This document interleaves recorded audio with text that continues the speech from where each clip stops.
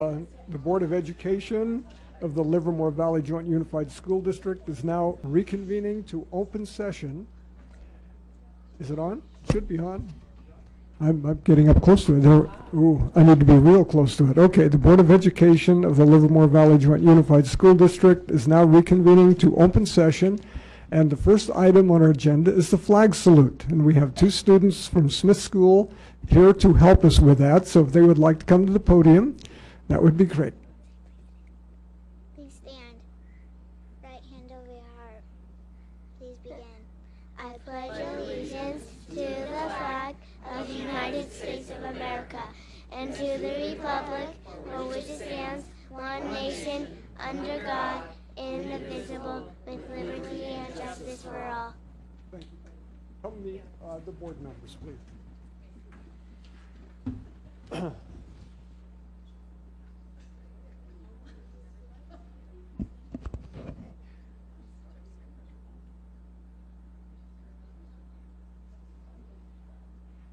For coming, we appreciate that. It is on for you.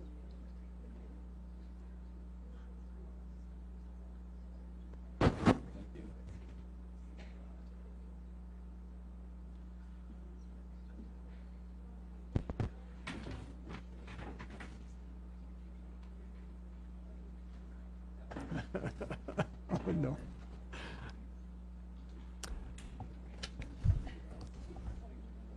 We have one item to report out from our closed session. On September 3rd, 2013, the board met in closed session to address an agenda item.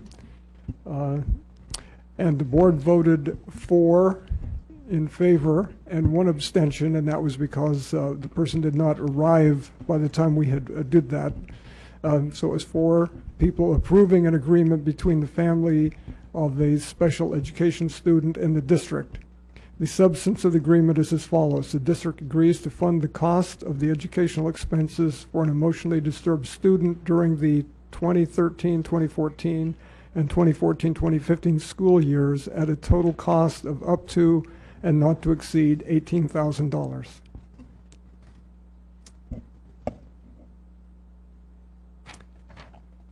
There were no other actions in the closed session. And so this is the regular meeting of the Board of Education of the Livermore Valley Joint Unified School District, and our primary focus is the education of students in the school district. During this meeting, members of the public will have the opportunity to share information and voice their ideas and concerns regarding matters within the jurisdiction of this public agency. During the board's discussion of each agenda item, there will be an opportunity for you to speak to that item. If the topic you want to address is not on the agenda, and although this is not mandatory, we encourage you to fill out and turn in a tan speaker card, and you will then be called to speak on that topic during communications from the public. If you wish to address an item that is on the agenda, we encourage you to fill out a blue speaker card, and then your name will be called in no particular order to speak to the board for no more than 3 minutes on that item unless otherwise noted. Our meetings are televised on cable channel 28 on Wednesdays at 7 p.m. and again on Saturdays at 9 o'clock a.m. And with that, do we have any changes to the agenda? Thank you, Mr. President. We do have one suggested change to the agenda this evening. We have some site administrators and staff in the audience who are here for information agenda item Roman numeral 9C, our summer school report. And so we would like to move that item up to earlier in the agenda so as to allow them to leave at an earlier time on a school and work night. All right, we will do that. And at this point, we'll move ahead with recognitions. So thank you. Would you like to introduce those? I would love to. This is always the most special part of the evening. We have a chance tonight to have 2 very special recognitions. And so first I'm going to ask Mrs. Tammy Rankin. She is our principal of Emma Smith Elementary School. And she's going to recognize some community members from her school who have made outstanding contributions to our students.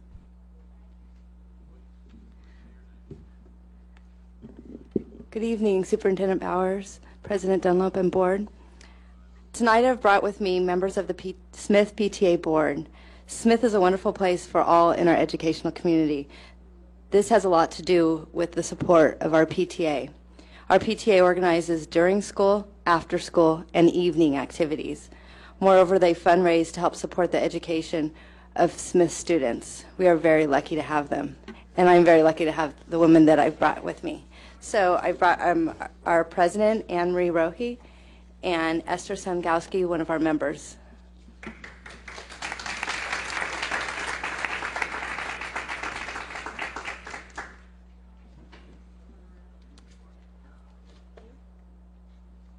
And then please come meet us all.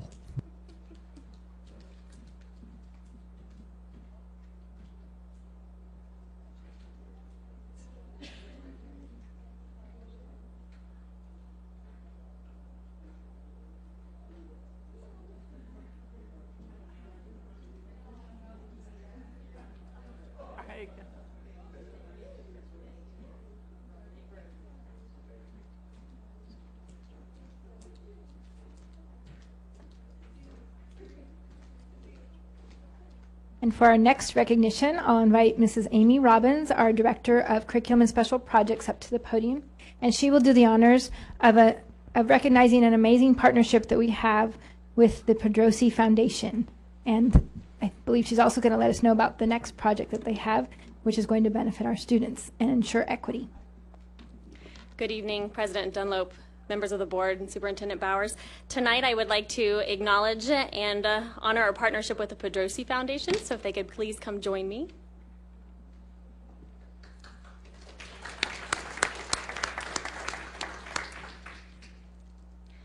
We have several of our board members from the Pedrosi Scholarship Foundation behind me, and a little background on this foundation is the foundation awards hundreds of thousands of dollars each year to deserving graduates from our high schools. The scholarships are available to eligible students of all ages whose higher education goals range from technical and vocational certifications to upper graduate degrees. In 2013, the Pedrosi Scholarship Foundation awarded 121 new scholarships, which totaled $351,000 to our students. Since 2008, the foundation has awarded a total of $200.1 million in scholarships to support over 500 high school graduates, assisting them to achieve their higher education goals. This year, not only will the Pedrosi Foundation be awarding our students scholarships, but we will also be embarking on a new partnership which provides all students the opportunity in grades 10 to take the Preliminary Scholastic Achievement Test, or the PSAT, during the school day on October 16th. This standardized test provides students firsthand practice for the SAT and allows our students to gain access to college and career planning tools. The test also measures critical reading skills, math problem-solving skills, and writing skills. As outlined in the district's mission, we are committed to preparing all students with the skills needed to graduate to contribute and thrive in a changing world. And the opportunity of all 10th graders taking the PSAT allows all students to have a similar experience and access to the college and career planning tools needed to support them on their journey. So as we finalize the details, our high schools will be advertising to our parents and to our students. But here tonight we have our Executive Director, Carolyn Siegfried, the Board President, Paula Orell, the Board President-elect, Lisa Ligorio, the Pedrosi Board Secretary, Beth Trutner, the Board President, Steve Bell. I said President, didn't I? Yeah. The Board Treasurer, Stephen Bell. And last but not least, Julie Snitner. I would like to thank the Pedrosi Board for their dedication to our students and express my excitement about our upcoming partnership for our PSAT for all of our 10th graders. Thank you.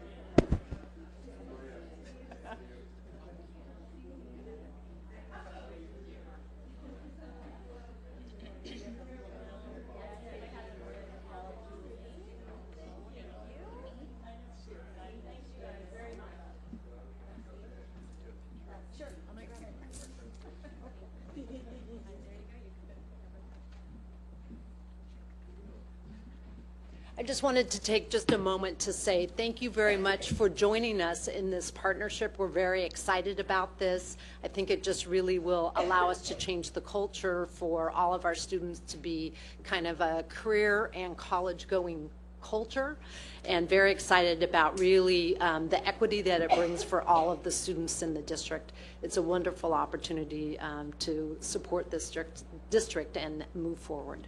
Thank you. Thank you.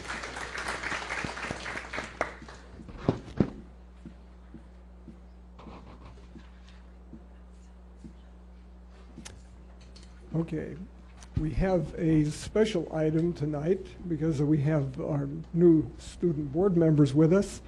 And in order for them to properly vote on the issues that come before the board, and you realize it's an advisory vote, but we still allow you to vote and we want to hear your opinions. But to do that, we need to actually have you sworn in as board members. And so at this point, we'll take care of that when Chris will take the lead. And I'll stand and watch carefully as he does this.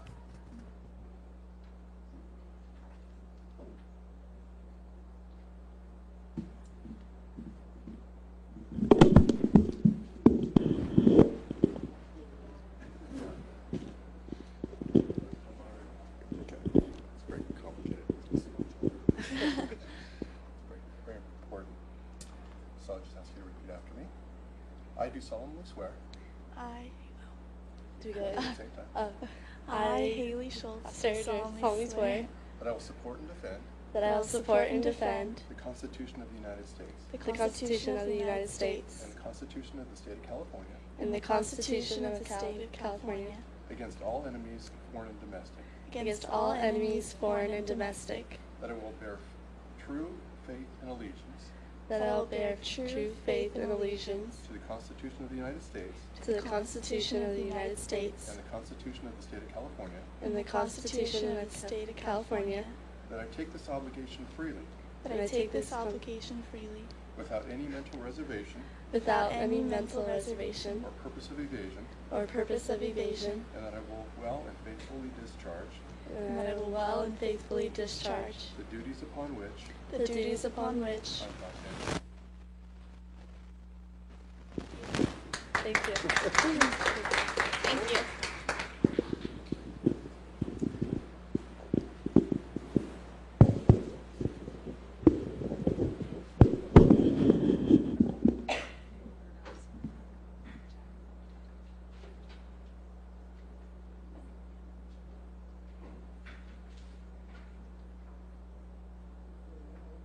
And so now, maybe we can actually hear your reports. And so, Ms. Schultz, would you like to lead off today?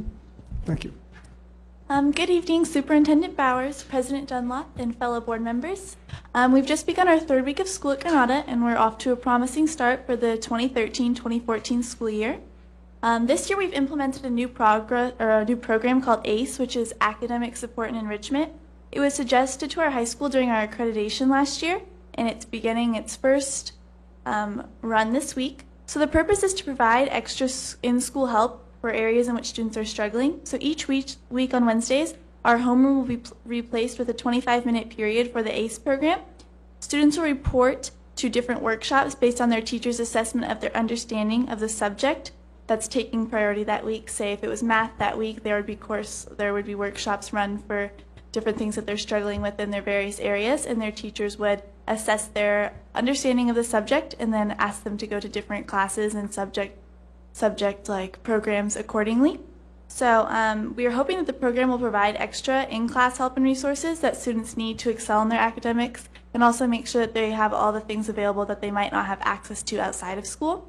So apart from the courses that will be taught and helped and like tutored in, there will be enrichment workshops that teachers will lead for students who aren't in need of any academic help.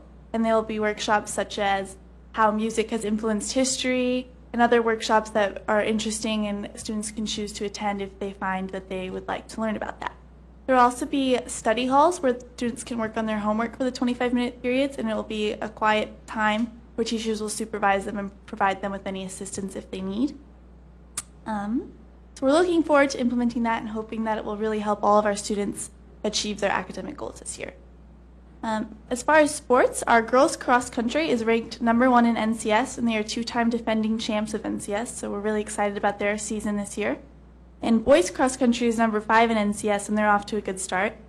Our girls water polo has gone 2-0 in the preseason. Girls tennis has a match today, so we'll know the results later. Football played Windsor High School this past week, and freshmen and JV both won, and varsity went down after a tough battle, but we had a really great turnout at the game, and our bullpen, the section where all of our students sit and cheer for our players, was jam-packed, and there was a lot of good spirit, so we were excited to see a great kickoff to the football season, even though it was just preseason, but we were still excited about it. And there's another away game this week in Antioch with the team, so freshmen will be playing at home. And there's also girls volleyball this week. There's a game today against James Logan, and there will be another game on Thursday against Miramonte High School. Our first and second week of school were devoted to our homecoming reveal, so some of the senior class officers and ASB members shot a music video to reveal our homecoming theme of vintage board games, which coincides with Granada's 50th anniversary this year. So it was a really fun way to reveal our theme, which everyone gets really excited about and everyone's trying to figure out during the first couple of weeks of school so we can get started right away on our skits. And we revealed it during our first rally, which went really well. We introduced our class officers and our ASB officers, and we had some fun games that got people really excited for the game that night and also for the upcoming events of the school year. All of our classes are really excited to plan the skits, which will be performed the week of October 7th, followed by a homecoming game the 11th and our homecoming dance the 12th. Homecoming season is really exciting for us because we have a lot of school spirit, and we put on a really great event of a week full of rallies and skit performances, and the teachers put on a skit, and it's a lot of fun to see them get involved in the school spirit. And it's a really great way for all of the classes to come together and just really enjoy each other's special talents and our ideas and stuff. So we're really excited to see all of the camaraderie and all the school spirit that comes together during the skits. We also had our first Black and Gold Spirit Day on Friday, also the day of the rally. And the day went really well, and we've had the most school spirit participation I've seen in all my years at Granada. It was really exciting to come on campus and see everyone decked out in black and gold. So we're really looking forward to the spirit of this year.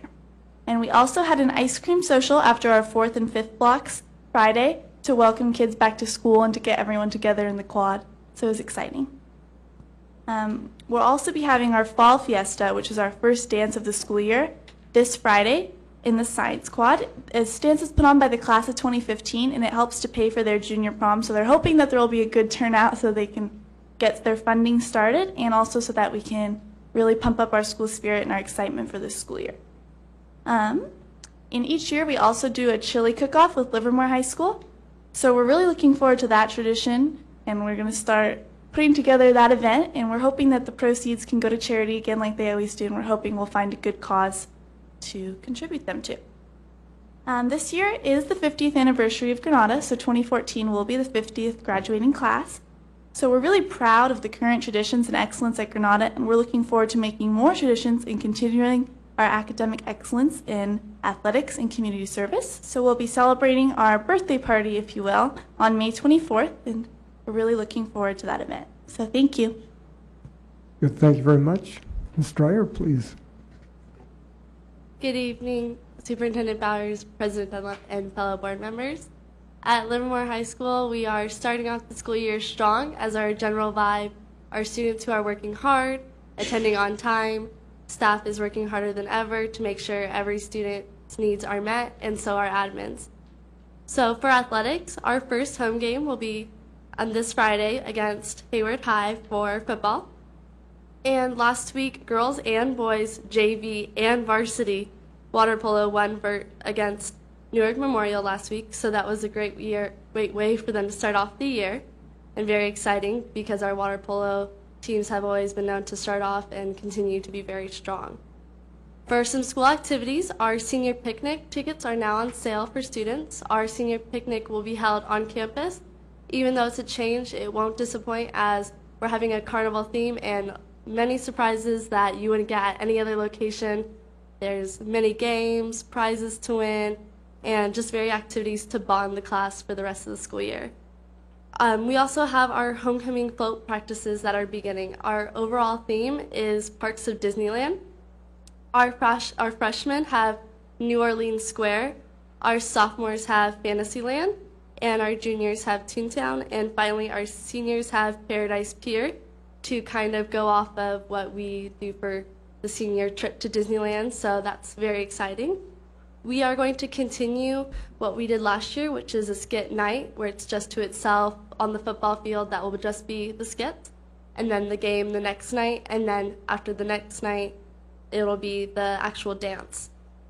This Friday, we will have a lunchtime rally to pump up the school for our first home game, even though it's preseason, and we'll be able to introduce leadership and all of the people holding positions within the class, as we just had our freshman election, so we have our freshman officers in our class, and we have 4 freshmen for the 4 officer positions as president, vice president, treasurer, and secretary. Our class shirts have also come in, and they'll be able to purchase them at lunch for the rest of the week, starting tomorrow, and they will be $15, and they're very exciting. I wore mine today as soon as I got it. The advantages of being in leadership. We also had a student who was studying abroad in Costa Rica for 6 weeks over the summer, and she just came back to campus. Her name is Mara Hand, and she even said it was a little bit hard for her to speak in English when she first came back, because she was so used to speaking Spanish every single day. Something for the calendars is that we will have our back-to-school night on September 12th, and it'll be very, very exciting. Like last year, we did it a new way, and it was very efficient, where parents can meet all the teachers that their students had for all 3 trimesters and didn't have to go to the only teachers they had for that trimester.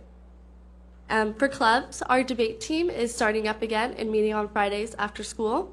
And our Math and Science Bowl group is also meeting and recruiting new members. So at Livermore High, that's all that's currently going on, but I'm promising you there will be more to come for the next months and months. Thank you. Thank you very much. We appreciate that.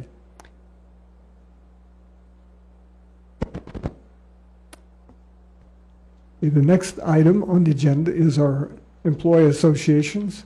So Ms. Field, please.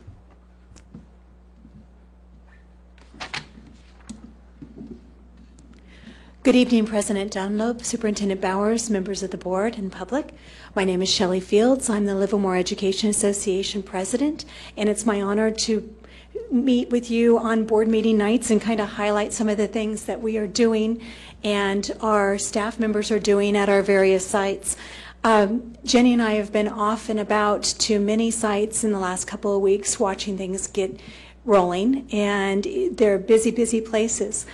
Last Thursday night, Mitchell K-8 had a lovely barbecue with amazing support from our local Rotarians.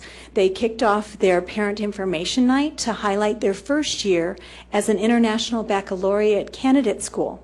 It was heavily attended, and there were lots and lots of smiles and good hamburgers. Principal Lembo introduced and worked with our new IB coordinator, Amy Hasselt, to give a very thorough presentation, and they shared both the speaking responsibilities and fielding the questions. There were lots of excited parents, and both parents and students expressed their interest already in building an IB program that extended to the high school. So we need to kind of be thinking forward and up because they are jumping on board. Our elementary back-to-school night went very well. Our teachers are really looking forward to building even stronger partnerships with their parents as we move through the school year. And as my role of president, I've had different opportunities to address needs as they've arisen in the district. And when we adopted as a district this trimester schedule, I, as part of the leadership then, requested that we create a trimester committee made up of both staff, teachers, and district leadership to monitor the progress, analyze data, and receive input from all stakeholders, and to propose possible ways to address concerns or to meet needs of students and staff that may be impacting the educational program. We met a few times a few years ago, but we have not met in over a year.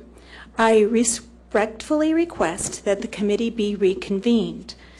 I need to impress upon you that the teacher's primary goal is not to dump the trimester, but to make sure that we are working within the best possible framework to enhance the student's learning experience. We want to have both an excellent instructional program that allows students to excel and also allows staff to do their very best. I know many hands make lighter work, and I'd also be happy to volunteer myself to help get things off the ground. Thank you. Good. Thank you very much.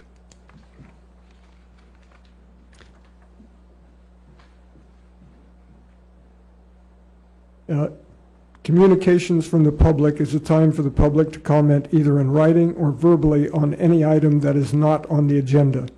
The board may listen to the comment and ask staff clarifying questions, but they will neither discuss nor take action at this meeting on topics that are not on the agenda in accordance with the Brown Act. If you would like to address a topic that is not on this evening's agenda, now is the time to do so. We ask that you limit your comments to 3 minutes and that each speaker only speak once. Thank you. And at this point, we have no blue cards or tan cards. So would anyone like to address the board? If not, we'll go on and look at correspondence. Mrs. White, any correspondence? There's no correspondence this evening. We're moving right along then. So let's move on to actually our changed agenda, which is the item 9C.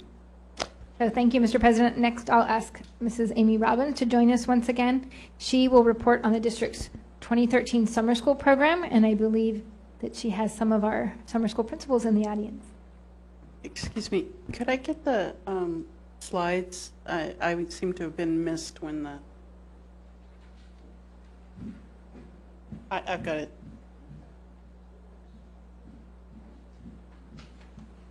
Wait a minute.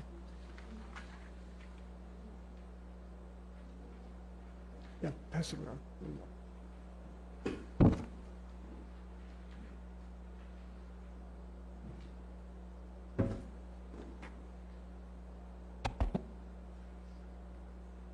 Good evening, Board President, Board of Trustees, and Superintendent Bowers. Tonight I deliver to you our Summer School 2013 report to give you a snapshot of all of the hard work our students were engaged in as well as our staff this past summer.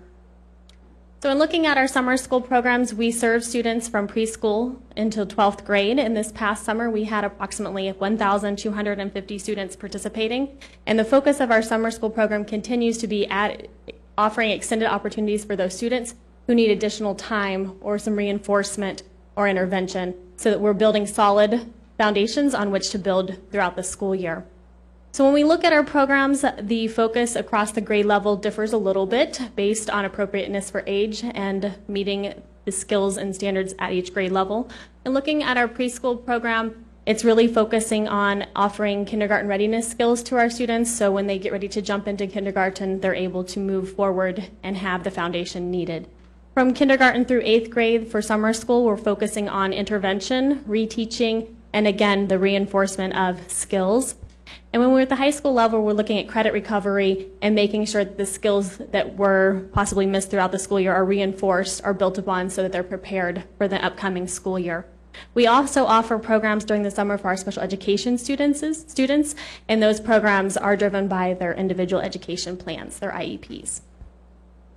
So when we look at our school sites, we offer preschool summer school at Maryland Avenue and at Croce. We offer elementary summer school this past year. We hosted it at Maryland Avenue as well as Jackson Avenue. And our middle and high school summer schools are housed on the same campus at Livermore High. So here tonight I have Tammy Rankin, who is our summer school coordinator. And I also have a few of the administrators present. We have Kim Ferran, who was the summer school elementary principal at Maryland Avenue. And we have Helen Gladden, who was the summer school high school principal housed at Livermore High. A few of them were unable to come tonight, and that would be Koljinder Sakon, who was the summer school principal for Jackson Avenue, as well as PJ Daly, who was the summer school middle school principal at Livermore High. And I also would like to take the opportunity to recognize Pauline Hubin. While there is not a school site, she was over our migrant education program and helped in coordinating those opportunities for those students, which I will talk about further in just a minute. So when we're looking at our program, it's hard to narrow it down to a couple areas to highlight, but one of them was our K-5 English Language Development Academy, and this provided students that were in K through 5th grade, or English learners, the opportunity to have intense instruction to further the development of their English language. So we've hired specifically trained teachers to target that language development to ensure that those students are really focusing on developing further with their English language arts and their English language acquisition. As mentioned prior, we have a migrant education program, and this program is offered in addition to any of the summer school offerings, so it was offered after hours, and that's where our migrant education students are invited to participate in an online web-based intervention program where there is staff present to really target and hone in on individual needs and to make sure that they're progressing through the program and acquiring the skills. And that program is Study Island. We used it last year during the summer as well as during last school year to focus on intervention for our students. Another highlight is our Mathematics Achievement Academy. We've also offered the program several years. This past summer, we were excited to announce that it had expanded to include more students. This program bloomed out of a relationship with our Cal State East Bay and our two consultants with whom we work, Phil Gonzalez and Drew Craven. And in the past, we were able to offer Algebra 1 geometry and Algebra 2 in the Mathematics Achievement Academy, and that is really taking trained teachers who have participated in professional development during the school year and having that as a front load to make sure that the students have the front-loaded skills needed to be successful. And as I mentioned, we were able to extend it this year, so exiting 5th graders were able to participate in Math 6, and 6th graders could participate in Math 7, and then we were all still able to offer Algebra 1 geometry and Algebra 2. Due to the abundance of students who were interested in the program and the reputation that was created, we had more students than we had available spots, so we were able to use our summer school program and replicate 3 sections so that the students who were unable to join the Mathematics Achievement Academy could participate in a parallel program that we would offer in our summer school program. And the funding source for this is Chevron, so another partnership that we'd like to highlight tonight and celebrate their partnership and what they're doing to help support our students. And looking at high school, one of our main focuses again is to focus on online credit recovery or credit recovery for our high school students. And so we have an online credit recovery system, class.com, which was piloted not too long ago and is currently in place during the school year. And it provides students during the school year the opportunity to make up credits as well as to review content and to get some remediation during the school year so that when they move on to the second part of the course or to having to retake the course that they're prepared. So this credit recovery is an option that continues throughout summer school to make sure the students who were unable to participate in it during the school year have that opportunity during the summer to make sure that we are preparing them for the following school year. So when we look at our summer school program overall, we can look at our students, the needs, drive our program, look at data, and follow those students throughout the school year to make sure for next year the format of summer school is driven by our students and their needs to make sure that we are offering extended opportunities to enhance and support our students in their education. So if I could ask the summer school staff to come forward.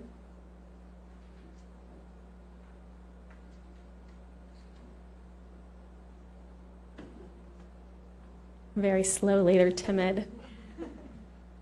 So they're here to help answer any questions that you may have and also for us to acknowledge and recognize them for spending their summer to facilitate and coordinate our program to offer extended opportunities to our students. Questions by board members?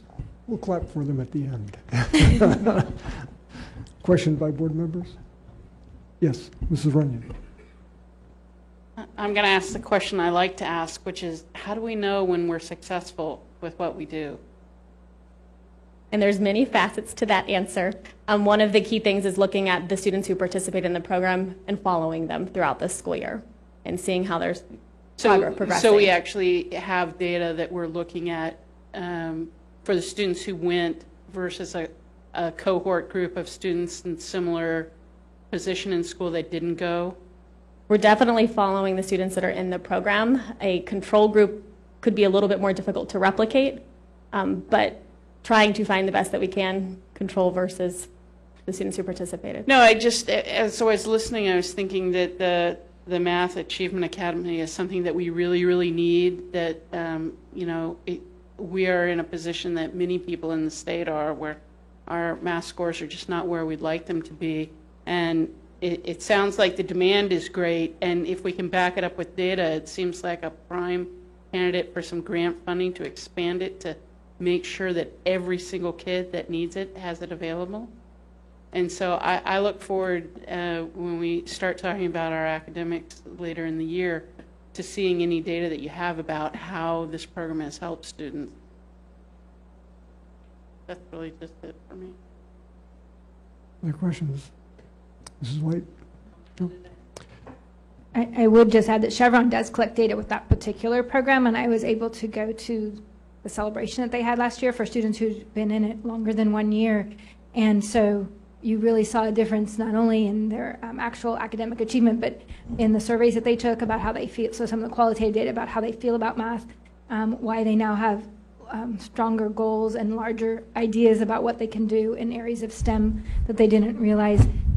And so some of the students, their personal testimonials and speeches that they gave at the event were really amazing to hear, and their parents attended the event as well. And it was hosted by Chevron in San Ramon, and many of the parents expressed the fact that they didn't go to college, and they really weren't sure when their students entered the program if that was in the cards for them, but now all of them were college bound. And so if I hear about this, they do something similar this year, I'll make sure that you're invited, and it's a dinner at Chevron, and I think last time they had the Mentalist. They can really bring in some well, and if entertainment. If they did surveys, I would love to see what kind of data we tabulated from the surveys, because that does sound very important, not only that we see changes in the academics, but that there's a change in attitude. Maybe people will attempt courses they wouldn't have attempted prior because they didn't feel like they could handle them.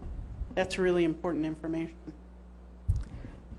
Either of our student board members like to ask questions on this?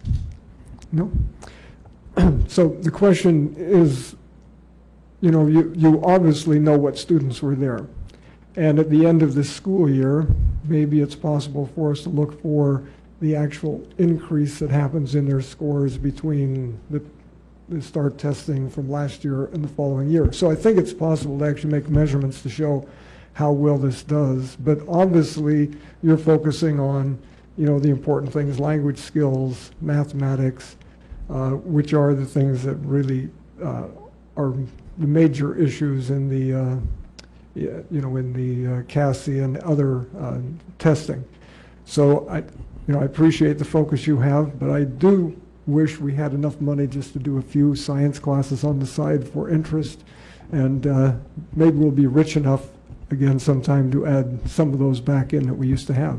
But it sounds like an excellent program, and it would be very interesting to see if we, you know, really, by having the summer program, we see a really exceptional jump in scores for some of these students, or as a cohort, we see an increase.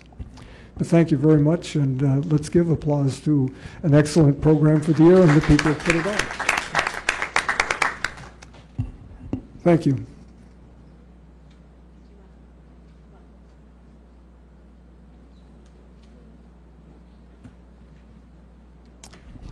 So we'll move back to A. Go ahead. Now I'll ask Mr. Chris Van Schack, our Assistant Superintendent of Administrative Services, to present a summary of our staffing needs and how we have met them this year. Thank you, Ms. Bowers. It's my pleasure to be here this evening to give a very brief staffing report as we enter the third week of the school year.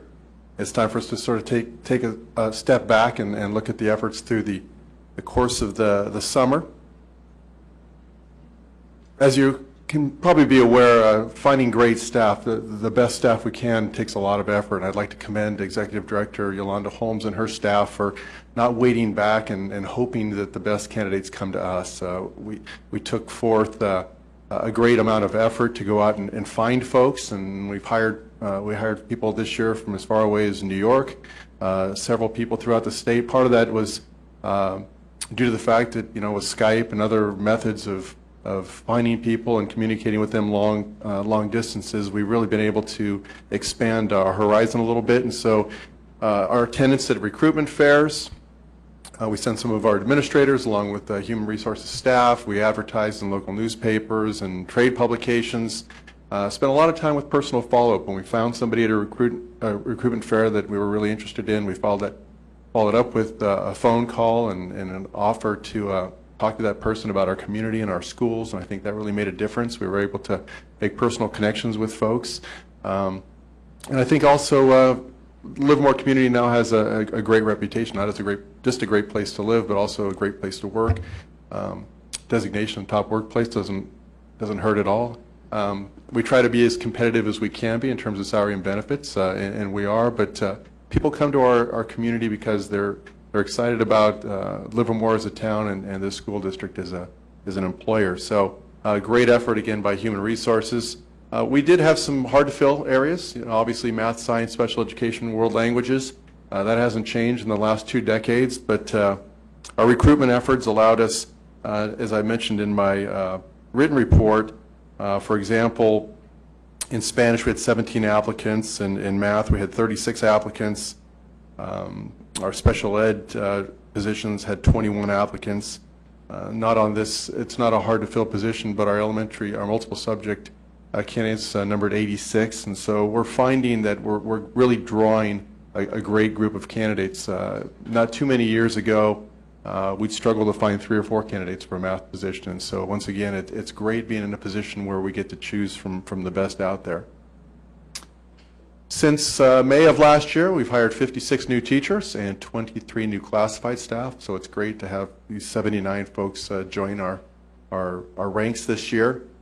Those teaching positions came from a number of retirements, 19 retirements.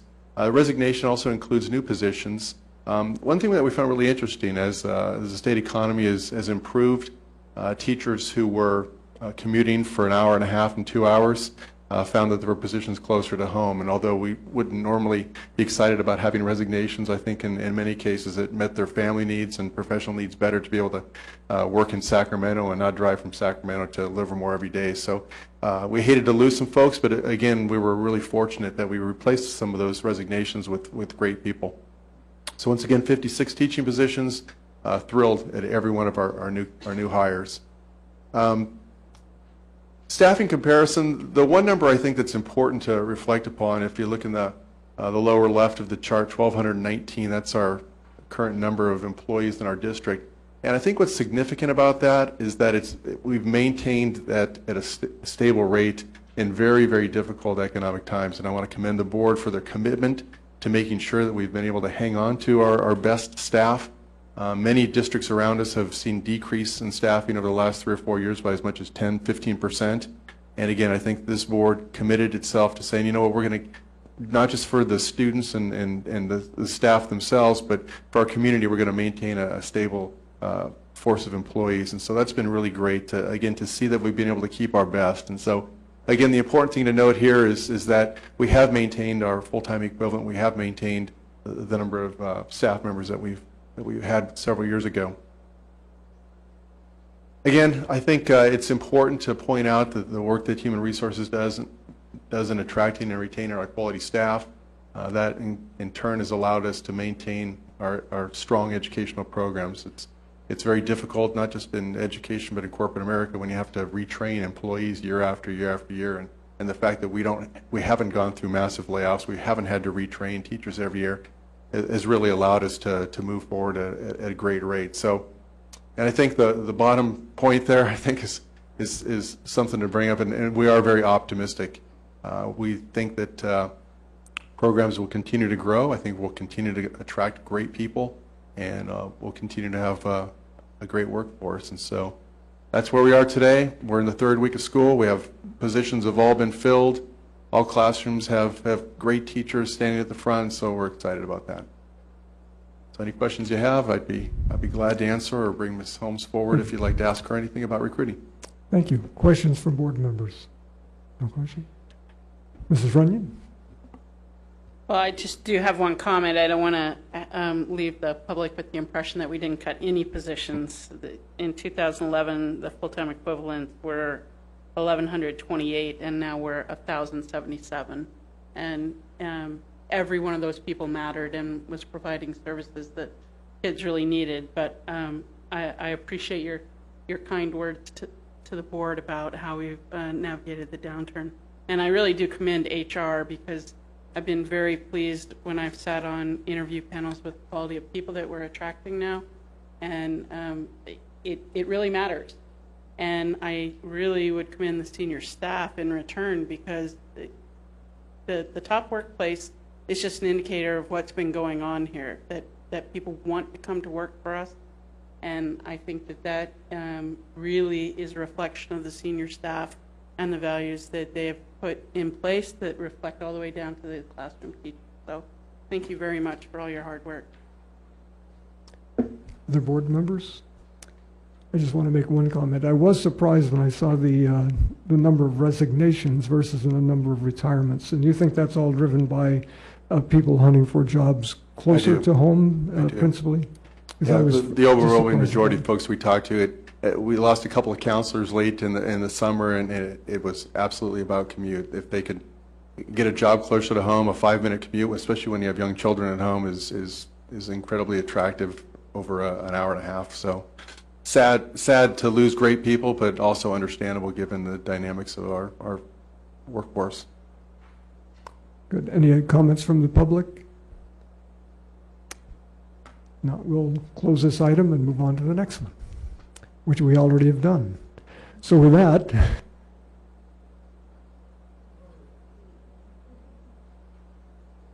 so now we're going to move on to the next portion of our agenda, and that will bring us to a professional development report. This is Cindy Alba, our Assistant Superintendent of Educational Services, will give you an update on the incredible amount of investment that we have made in the training and professional development of our staff. Good evening, President Dunlop, Superintendent Bowers, trustees. It is my pleasure tonight to once again present the professional development summary report. I believe this is our third year that we presented this report, and it really is very important to us, as professional development is a focus in our district in order to in Chris's report, he talked a lot about staffing and providing the training for people and being a top workplace and being a place that's desirable, and providing people support and professional development is an important part of that process. So the professional development, the summary I'll present tonight, is really focusing on major opportunities and some of our bigger groups that we provided training.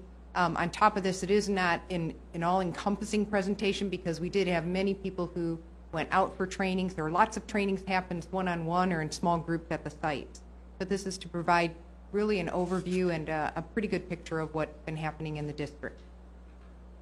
We know that our board has as a core value a commitment to providing professional development, supporting lifelong learning, and you can read the slide to see what the total wording is, because the board has felt that it's very important for us to be effective and creative leaders and workers, that we have to provide that kind of professional development.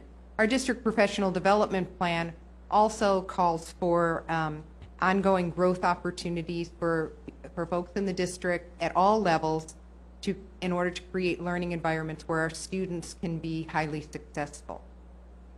The professional development focused on many different areas in terms of honing our skills and abilities in order to help people be at the top of their game, to perform at the highest levels, and to help all employees reach their full potential.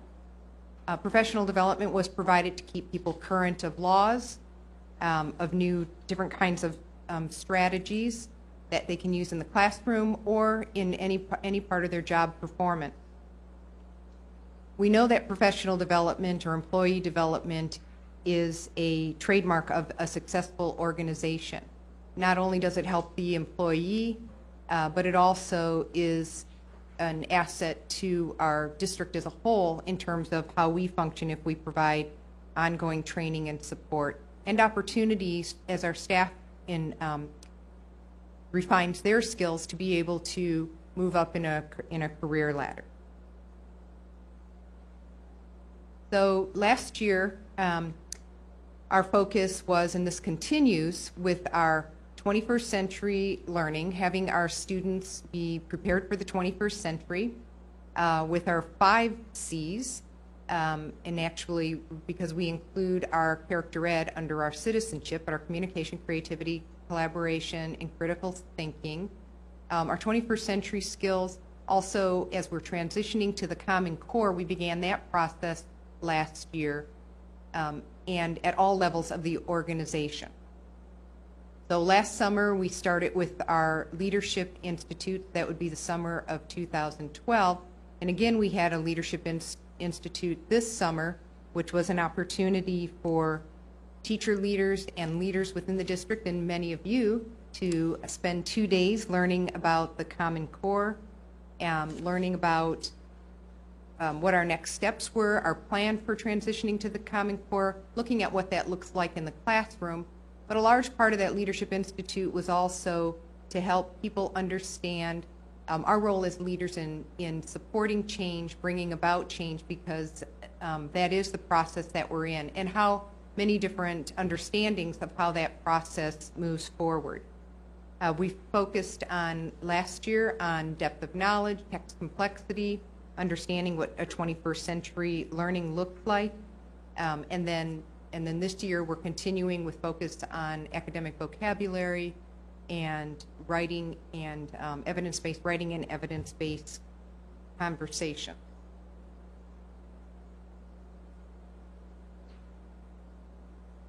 Some of the one of the other pieces that was really important about the Leadership Institute is the idea that our teachers are leaders and helping them understand their role as leaders. And we really felt like this was our 3rd year for the Leadership Institute, and that people were really understanding that important role of working as a team at the site. What you see up on the screen are some of the comments and some of the feedback we received. And again, the training helps people, our goal of keeping people abreast of what we're doing, helping bring about the changes and implementing some of the strategies that we need to at the school site, but it's also to help keep our staff motivated and excited about the work that they're doing. And so you can see they were very excited. Yes, the lunch was good, and they did appreciate that. And that is an important part, that in these events that people appreciate all aspects of the event. We also had our leadership workshop following the Leadership Institute, and that was an opportunity for our management staff here to spend a day together, a follow-up to the Leadership Institute, and looking at change, looking at our role as leaders, but also developing our cohesiveness as a team. Our training for teachers took many different shapes. We had our professional development days that were carried on at the site. Those days were focused on the Common Core, on our implementation plan for the Common Core. Some of those days were also focused on instructional strategies in reading, in math, and many different areas, technology, classroom management. But a common piece that was happening throughout the district was that initial Common Core piece and depth of knowledge and text complexity, as I said earlier, because those were important throughout the district. We also had something new this year for teachers, which was a flexible professional development day. And that was teachers have the opportunity to determine with the approval of their site administrator what they needed for professional development, and then to follow through with that. And those opportunities that teachers took part in were things like working together as a team at their school to work on pacing guide, developing lessons, developing units. Many of them were exploring online many of the videos that were out there of Common Core lessons, or being able to understand what implementation of the Common Core looked like. They looked at new instructional models. What we really wanted on those Flex PD days was the PD to support district initiatives, to meet the needs of the individual student, and to encourage teachers working together in collaboration, and we definitely saw evidence of all of those. What you see up on the screen was some posters of math professional development, And, Amy talked about the Math Achievement Academy during the summer and teachers that were trained with Phil Gonzalez and Drew Craven. This is some evidence from the training that our 4th and 5th grade teachers went through last school year, their monthly training on math strategies, Common Core standards, and math content. As you'll recall, our middle school teachers have had a couple years of training, and they continue to meet on a monthly basis. The year that we're in right now, our 4th and 5th grade and middle school will continue to meet on a monthly basis, but now we will be bringing the training down to 2nd and 3rd grade. We also did some training on strategies to use with English learners, and that training was for middle and high school students, a series of essentially classes or workshops presented by our Debbie Burkle, who worked out of the curriculum department, mainly with our Tri-Valley Teacher Induction Program, but she put together a training that we received excellent feedback on, where teachers learn new strategies, mainly around engaging students, English learners, and academic vocabulary. They tried some things in their classroom, they got to visit other classrooms, and then they came back to the class and reported out some of the work that they were doing.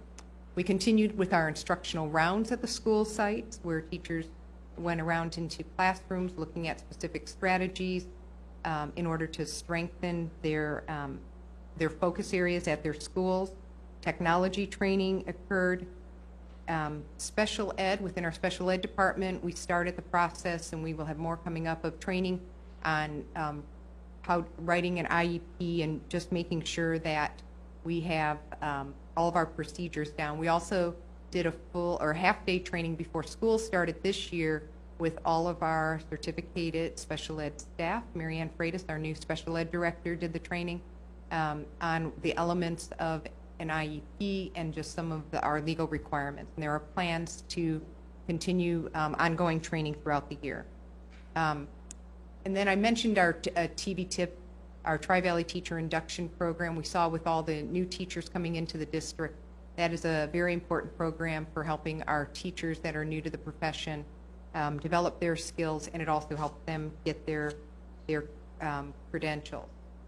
And again, some of the feedback that people have shared by being a part of the professional development, and I think the first statement on here, people talk about being tired. Professional development can really re-energize and motivate people and really hone their skills. So again, all positive feedback that we are receiving. Another area of training, it's really how training's being delivered, and I know many of you as board members have been supportive of this technology-based training. In fact, many of you say, oh, we should be videotaping the training that we do so that we can show it later for people to be able to watch that. So we are doing more technology-based training. In fact, our mandatory training that we do for all employees for this school year are bullying, sexual harassment, child abuse reporting training. Those are all being done online. We've continued, even last year we were doing online training in individual basis or small group basis where people needed some specific training on specific content areas. I mentioned that on the Flex Day, many teachers were using the internet to look at some of the videos and understand more about Common Core. And then, of course, there are things that are webinars that are technology-based. For instance, our CSBA workshops that we attend and that we watch sometimes online, or different kinds of trainings that we receive on different grants or new requirements that are coming along.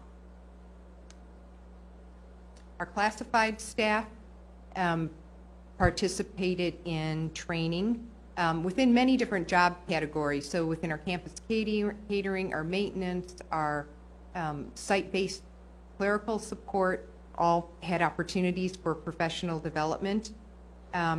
Many times during the summer, right before school starts, it's sort of a welcome back training, giving people an update on any changes of laws, procedures, and again, helping them feel that they are a part of the team.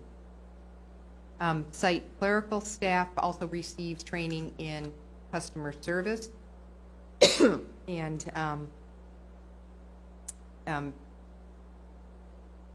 and for these comments up here, this was part of a training that we did with our business department, business and HR brought in our site clerical folks, and here again is some of the comments that people made. So again, great appreciation for the training that they're learning, and also that they see that the district is there to support and see us as a team, building a stronger organization, which is again a trademark of a top workplace.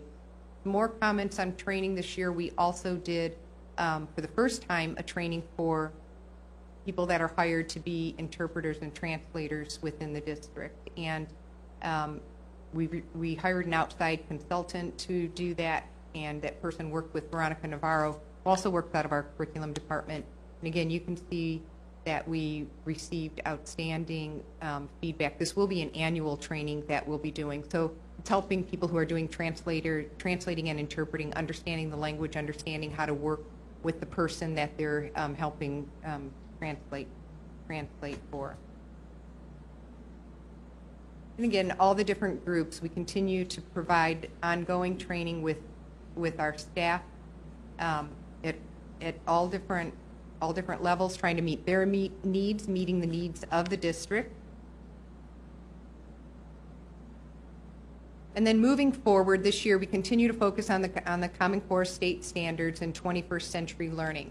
And you, as board members, will be getting updates on the training that we're providing at the site. Our teacher induction program, we have, because of more new teachers, we now have more, 2 more, or 1 point something more, but basically 2 more people who are providing support for our new teachers. And one of those folks that we've hired has a special ed background, because that was really important with the new hires in special ed, that we had somebody with that background to provide that support and training.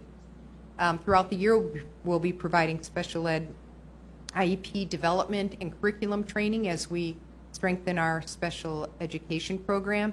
That training is provided not only just for teachers, but also for our leadership, who are also need to oversee that process. Office practices and procedures through our business department, who does a lot of trainings on things like ASB procedures. HR does trainings on some of the procedures within their office, and we will continue to, as new laws come forward, be bringing those to people for training. Technology applications, always people looking for to improve their skills in technology applications, but also doing more with, we have more people who are interested in things like flipped classroom or some of the instructional practices. And of course, healthy learning environments, anti-bullying, character education, and student safety continues to be an area where we provide training for our leadership and our teaching staff and our staff at the school site. So our funding sources for our trainings, we have some designated general funds that we use, but we also use our federal title funds, Title I, Title II, and Title III. Title I for our socioeconomically disadvantaged groups. Title II is for professional development, and that helps support some of our instructional rounds and many of our programs. And Title III, which is for our English learners, our Tri-Valley Teacher Induction Program, and then EIA, or Economic Impact Aid, which is for English learners, which has been for English learners and socioeconomically disadvantaged students. Economic Impact Aid is one of those that is now part of the local control funding formula. So it looks a little bit different moving forward, but those have been our funding sources in the past. So that concludes my report, and I'd be happy to answer any questions. Good, thank you very much. Questions? Mrs. Runyon? Well, I don't have any questions because the report on this from background was so good. So I want to thank you for the report, and I think that this is really a core value for the district. So I'm glad to see the numerous opportunities for training and the breadth of training that we offer. Other comments? No? Well, I want to thank you too. It really is, I think, a major part of what we do is to make sure that the instruction and the teachers all have the support they need to do the best they can in the classroom. So I think that's a very important part of making sure that we, do the job for the students, is to make sure that everyone in the district is prepared. So thank you very much, and that was a very, very good report. Thank you. We'll go on to the next item, which is our favorite, the financial reports. Thank you, Mr. President. Ms. Susan Kinder, our Chief Business Official, will now present the district's 2012-13 unaudited actual financial reports for your approval.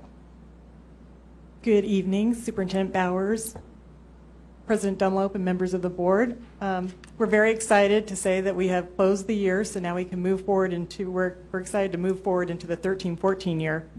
But we will do a little overview of what,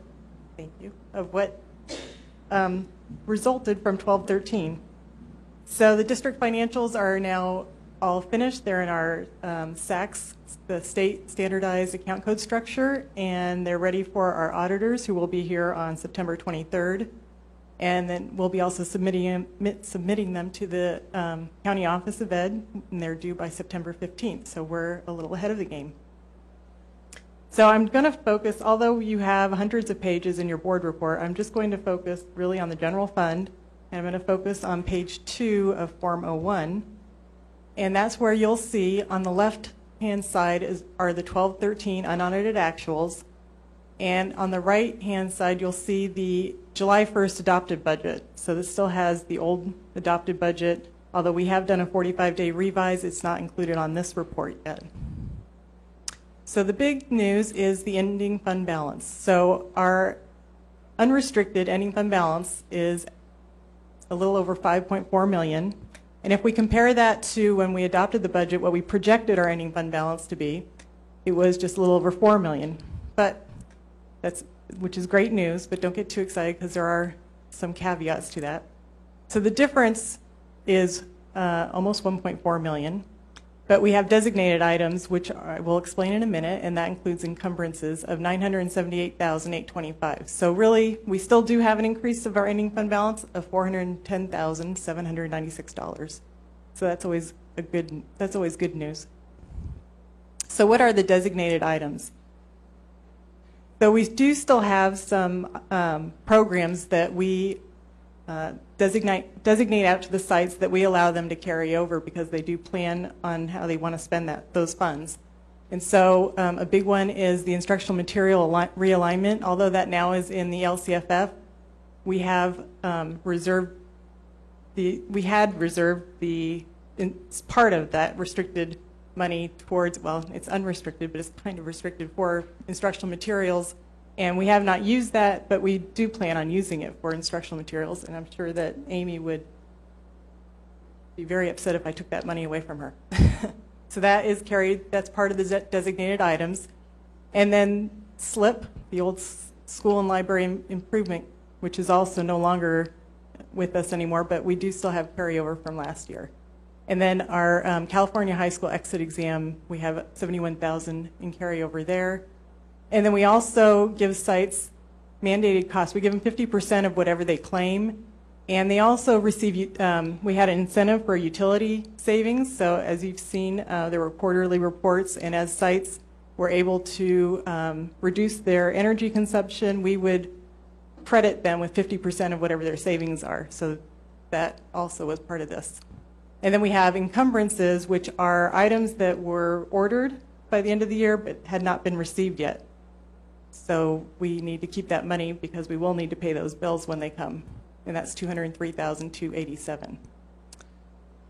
So the difference was almost $411,000, and we analyzed to find out what that was from. And about $245,000 was from site and program manager savings. So just basically funds that that managers did not need to use. And we've always told them, you know, if they don't need to use it, don't spend it frivolously. We'd like to keep that in our ending fund balance. We also had some unfilled positions, and our substitute costs were a little lower this year, and I would give maintenance quite a bit of kudos for that because they've worked really hard on reducing their substitutes in maintenance. Our legal expenses came in $94,000 under budget, so we always like that. And as I stated before, we had utility savings. And so 82,000 of that is for the district. And then we, unfortunately, special ed came in over budget, about 230,000. And I will be working very closely with our new special ed director, Marianne Freitas. And we've already spoke many times, and so we will try to avoid this next year. So next steps, we'll be bringing the budget back to you in October, and we'll be including the unaudited beginning balance, the new one, and the carryover. And as Mr. Van Schack presented, the actual hires, we'll be able to include the actual costs of those people. And whatever our day 14 enrollment ends up being, we're excited to see if it went up or hopefully maybe went up a little bit. And any new developments that may have come from the state. And as Ms. Alba mentioned, we are always doing training. Staff is, especially since we have this new local control funding formula and we have the Common Core standards, state standards money that's coming in. So there's a lot of new reporting requirements that we'll need to be aware of. So staff is going to workshops and we're watching webinars. And so we do plan on having a board budget workshop sometime in the future, which will then go over any new, well, the new requirements for the local control accountability plan, or LCAP. So that is basically what's coming up for us. And the superintendent's recommendation is to approve the district's 2012-13 unaudited financial reports. I'd be happy to answer any questions. Thank you very much. We appreciate that. Board member comments on budget? Mrs. Runyon? I was just wondering, can we get the information? Where is enrollment right now? Well, I know we projected enrollment to be 12,550, and last I heard we were very close to that number. But I didn't hear, a lot of kids start after Labor Day, so I haven't heard if we went up or not. Mr. Manchak, do you have any more current information? I don't have information as of today, but the last school day we were about 12,554. So see, 4. Yeah, we're close to where we expect to be. All right. Well, thank you very much, and I'd be happy to move that we approve the district's unaudited financial report. Good. Any other comments yet? I have a comment, but Yes, I would please. second in the meantime. Okay. I'm looking forward to that budget workshop that you mentioned, because if the things that were formerly categorical are no longer itemized anywhere, so it's our responsibility to set aside and budget funds to do those, was it 15, 18 things, if we want to continue to do them. We have sort of a grandfathered in the site councils because we haven't really approved their plans for the year, but it would be dirty pool to change what we thought about last year when they began their planning. But next year we'll have to designate, if we want to designate $750,000 for site council money, then we can do that. But it's a decision that we'll have to make instead of the state deciding. And that's only one on the list of many other things. So I'm looking forward to the budget workshop where we can discuss our options and decide what responsibilities we want to assume ourselves. Other comments? Sure. Okay, thank you very much. And we have a motion and a second. All those in favor? Aye. Aye. Any opposed? We have none. So we'll move on to the consent items. And do we have a motion on the consent items? I'll move consent items A through F. We have a second? Okay, we have a second. Any comments or on that? Okay, with that, all in favor? Mrs. Ryan, oh, Aye. aye. Aye, okay. Jumping So the gun there. we I'd be eventually got that. Happy to move resolution numbers 6 and 7, 2013-14. On this, do we have any, this is the next item on the agenda, and do we have comments on either of those resolutions before we proceed? I think we talked about them last meeting. Yeah, we discussed, I think, both of those last time. So we have a motion. Do we have a second? Okay, we have a second. Mr. Rogie, thank you. All those in this case, we will have a roll call vote. Mrs. Runyon. Aye. Mr. Rogie. Aye. Mr. McLaughlin. Mrs. White. Aye. Mr. Dunlop. Aye. And so now we're to the board member reports and requests. So, Mrs. Runyon, would you like to start? I don't have any requests. I did want to correct one piece of data. The Pedrosi Foundation has given out 2.1 million, not 201 million, just decimal place. But with a budget ourselves of 100 million, if they had given out 200 something million, I think we'd let them take over running the district and move on. But I did attend the barbecue and IB meeting at Mitchell, and the thing that I'd like to share with my fellow board members is the excitement that was in the room. People are really excited about the International Baccalaureate program and what it means. I mean, it's not without some concern that there's a lot of work to be done, but people are excited about the work. Both the staff and the families seem very energized, and I was very pleased to see that. And then the other thing I wanted to say tonight is I should appreciate the work of campus catering. They've taken on a larger role than just student lunches in the last few years. And it's really neat to see us using our district resources in positive ways. And for the public, you probably don't know that the staffs were given welcome back to school cakes and done by our own campus catering people, and they were lovely, absolutely lovely. And I've had several positive comments as I've gone around to schools talking to staff members saying how much they appreciated that gesture. So kudos to the campus catering department on their good work. Good, thank you. Mr. Rogie? I'll waive time right now, but I'll have more on that. Mrs. White? I attended Maryland's back to school night, and it was surely the place to be on last Thursday when it was Thursday. There were kids, and there were parents, and there were full classrooms of parents with babes in arms even, and it was clearly a happening place this year. Mr. McLaughlin? Listening to all of the consensus here this evening, I'm looking forward to working with Best the Board and the Teachers Association in getting this core program off the ground and get marching. Thank you. Good. I was fortunate enough to attend Jackson Avenue's back to school night, and I spent a good half hour in the classroom of Mrs. Bitondo watching her explain what she taught in school.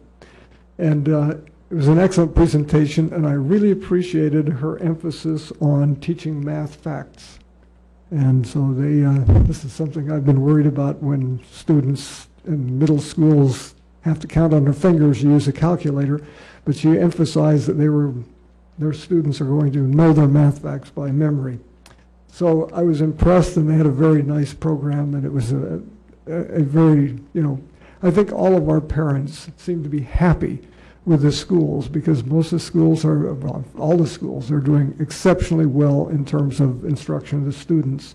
I do want to raise an issue, again, thanking the Livermore Valley Education Foundation. They continue to do a lot of work supporting academics, arts, and the athletics in the district, and they are approaching $4 million. And of course, Kate and I have a long history with them, but it's really quite magnificent, and that comes mostly from the generosity of people here in the district who make donations to the Livermore Valley Education Foundation. And so I really want to thank actually all those who donate, and I notice again we had substantial gifts to the district, and those are very helpful, especially for the past 5 years and maybe for the future of several years. Those gifts to the district are really helpful and well appreciated. And with that, any other comments? And we'll turn the time over to the superintendent. So thank you, Mr. President. It has been a terrific and very smooth start to the school year. Back to school night events for the elementary schools, as many of you have mentioned, were a success and enjoyed by all. Last week, many of our cabinet members joined the board members in the evening site visits, and it was really exciting also to see we have 3 new principals, Mr. P.J. Daly at Altamont, Ms. Kim Ferrand over at Maryland, and then Mr. Steve Martin at Rancho. And they all emailed or commented separately how exciting it was. Mr. Steve Martin actually said he has been part of back to school nights as an employee in school districts for over 20 years, and this was his absolute favorite one. So that's very exciting to hear. As many people mentioned, that is an opportunity for our staff to talk about what's coming up in the school year, and what was unique this year was that the teachers really had an opportunity to talk about the Common Core standards. And so more will be coming, but that was the first introduction, and every parent who attended received a flyer and a little bit of an overview about Common Core, and it was in both English and Spanish, and there'll be much more follow-up on that. So we see a lot of excitement and buzz being generated around Common Core, and our next step is to work with our parent leader group, PCIC, to continue to raise awareness, and then also throughout the community. And we will be asking our board members to help lead that communication. Next week, we will host both high school and middle school back-to-school nights, including Junction K-8 and Mitchell K-8. This will be a wonderful way to start the new academic year. I joined with dozens of my fellow Rotarians in hosting back-to-school barbecue at Maryland Avenue. All of the families and staff enjoyed a meal together courtesy of Rotary. So one of the Rotary groups sponsored the barbecue at Mitchell K-8, and then the other Rotary group, the Noon Club, sponsored it at Maryland. So it was quite fun. And I would like to just mention this little plug. One of the Rotarians pointed it out. The 2 schools that experienced the highest increase in achievement on the STAR test this year were Maryland and Junction K-8. And both of those schools received the most support and partnerships from Rotary and other service groups. And definitely we're very excited that their students have accelerated their learning. I had the opportunity to meet with the new police chief, Michael Harris, to ensure that we have open communication lines and partner in areas of mutual concern and benefit to the community. He will be attending our first Parent Club Information Council meeting in September to be introduced to our parent leaders from each site. He is also willing to take part in some of our task forces, and even the previous retired chief is going to be on our anti-bullying, cyberbullying, digital citizenship group. We've set the date for the first Community Service Council meeting of the year, which will be Tuesday, September 24th at 6:30 p.m. in the council chambers. And just to remind you, this is a group of community volunteers, service and faith groups who meet quarterly with the mayor and district to coordinate volunteer service projects and just serve. I also want everyone here to save the date for the Livermore Valley Education Foundation American Swim Academy Walk for Education. That will be held Saturday, September 28th from 9 a.m. to noon at the Livermore High School track. So I hope everybody can join us for a day of activity and community bonding and walking in support of our schools. And then finally, I wanted to share a little quote. Some of you know that on the, this is an actual quote from a student in our schools. On the first day of school, I happened to be in a classroom with a little boy who was having a bad day, and he was really struggling. So Mr. Daly and I talked to him outside the classroom, and he was in first grade, and he said basically he didn't really want to be there. He just wanted to be at home watching SpongeBob with his mommy. And he said he missed his mommy, and we agreed that we missed our mommies, but that we were still at school. And then a week or week and a half later, he has now shared, I like my teacher now, I like my school, and my mommy goes to work, and so do I. I'm working hard at school every day. So I just thought I'd share that, and I believe that he even received, because he's been doing so much better, a little SpongeBob treat from one of our board members who heard the story. So I just wanted to share that with you, because even with all of the budgets and crises that we have to face and the difficult decisions, if you're ever in doubt about why we're here, just go visit a classroom, talk to one of the kids, and that will be a reminder. So with that, I conclude my report.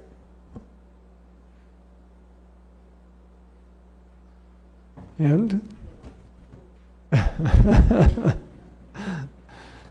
with that, I guess we're adjourned.